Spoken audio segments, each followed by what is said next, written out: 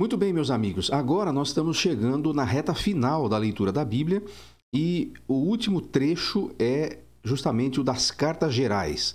Porque são chamadas assim as cartas aos Hebreus, as cartas de Pedro e as cartas de João e Judas.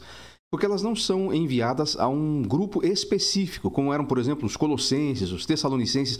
Não é para uma igreja local, é para um grupo de cristãos. Em geral, os judeus convertidos ao cristianismo que estavam espalhados pelo império. Um outro aspecto presente nessa carta é os alertas que são dados pelos seus escritores a respeito de falsas doutrinas, falsos mestres e um falso evangelho. Então, essas duas características aí você vai ter nas cartas. A primeira que nós vamos estudar, ou vamos ler, pelo menos, é a carta aos Hebreus. E há uma discussão grande sobre quem é o autor da carta aos Hebreus. A gente não sabe. Algumas pessoas acham que é Paulo, outras que até Barnabé, outros apóstolos. Não importa muito isso, porque não está explícito, não está definido e não é importante saber quem era o autor, senão a gente saberia.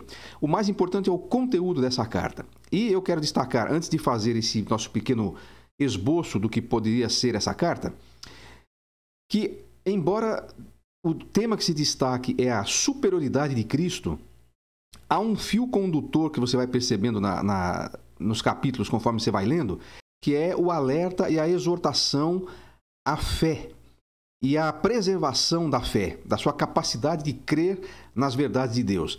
Então, à medida que ele vai desenvolvendo o raciocínio, ele vai colocando alguns parênteses de alertas. Olha, tome cuidado, tome cuidado, tome cuidado. Tem 4 desses parênteses que são alertas. Eles vão aparecendo ao longo da narrativa, que é construída em torno da pessoa de Jesus e da sua superioridade. Então, vamos dividi-la e vamos chamá-la assim. Hebreus, Jesus, autor e consumador da nossa fé. Essa é uma expressão que vai aparecer, inclusive, lá no próprio capítulo 12 da carta. Então, capítulos 1 e 2, encontraremos Jesus maior que anjos e profetas. Ele era superior aos anjos, ele é superior aos profetas do Antigo Testamento, apesar da importância desses elementos na revelação de Deus.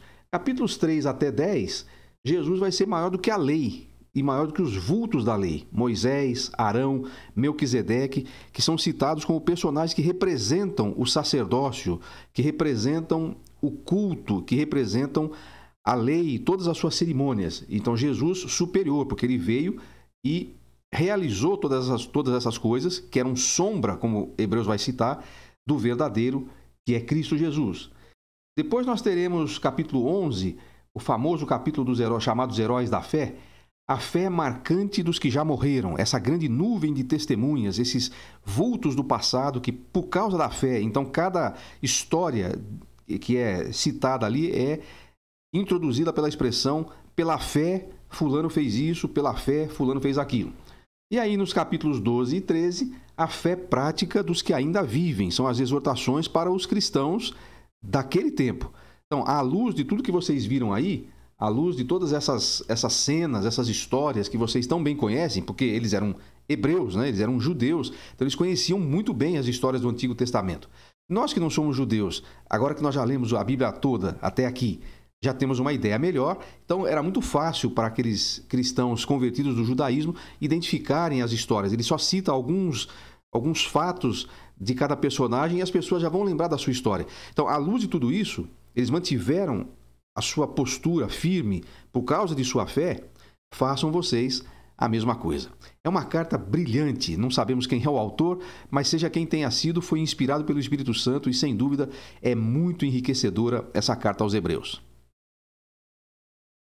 Você já me ouviu falando várias vezes aqui nos mapas de voo e também lá no canal da Bíblia em um ano, a importância que é ler a Bíblia inteira para você ir juntando as peças. A carta aos Hebreus é um exemplo clássico de como isso nos ajuda. Os elementos todos que vão sendo expostos aqui na carta aos Hebreus, eles não serão compreendidos se você não conhece o Velho Testamento e, no caso específico, o Pentateuco. A gente leu lá as cerimônias registradas lá em Êxodo, em Levítico, até em Números e Deuteronômio. E agora essas cerimônias estão sendo usadas como a base teológica, a base doutrinária sobre a qual o autor vai expor Jesus Cristo. Por quê? Como ele vai deixar isso muito claro. E a carta aos Hebreus ajuda muito nesse sentido. Jesus Cristo é a concretização, ele é a realização daquilo que estava previsto lá. Todas aquelas cerimônias apontavam para Jesus.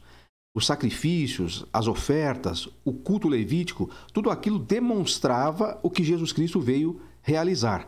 Nós precisamos de um mediador, nós precisamos de alguém que sofra a punição do nosso pecado.